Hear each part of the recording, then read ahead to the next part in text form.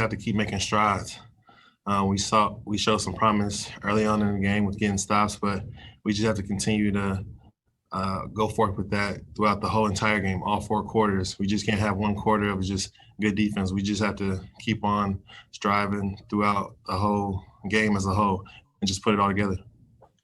And I mean, obviously, you have a team with a lot of freshmen and sophomores. I mean, when a game gets out of hand like that, is it hard to keep that confidence throughout the whole defense?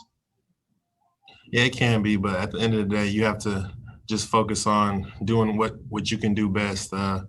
Just trying to put good stuff on film, because regardless of the score, you're still playing to try to show everybody that you can compete at this level. Jabril, thanks for talking with us. It's not fun to answer questions after a loss. We appreciate it. At one point in the game, I guess after the long touchdown pass, Gary Danielson said he couldn't tell if y'all were in man or zone, and it didn't look like y'all knew what you were in either. Is that a fair criticism? And if there is a problem, knowing where to be at times, what do you attribute that to? Is it inexperience? Or what do you think that could be? That can just be a lack of miscommunication on the defensive end. But as a whole, our communication was there. We were just certain people had bad eyes and then just let the man go free. So at the end of the day, it was just miscommunication on our end.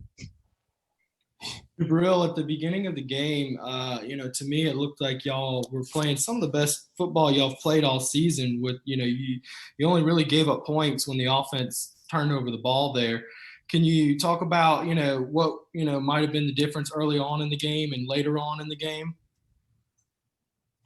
Yeah, early on in the game, we just tried to stick to stopping the run. We knew that they were a heavy run team and trying to contain the QB run. But as the game continued to progress, we kind of just let go of what got us there at the beginning, and they started to run all over us and just do certain things that we just weren't ready for. So that was on the defensive part, us having our eyes in the bad positions.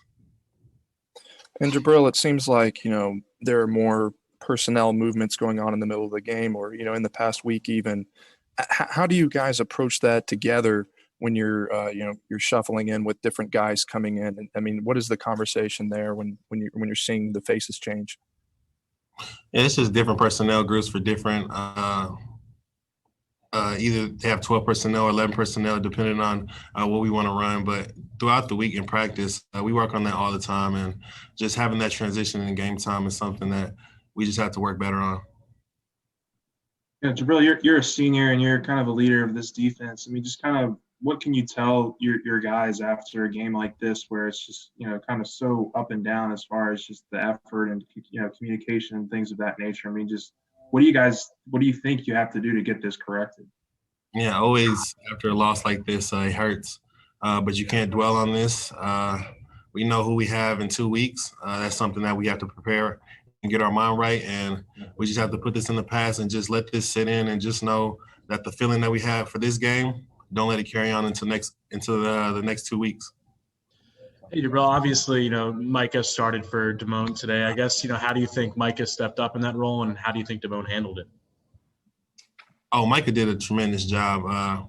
Him and Damone, they were going back and forth in substitution, but Micah, he played a great game, and he showed that everybody that he's the Micah Baskerville that everybody thought he could be.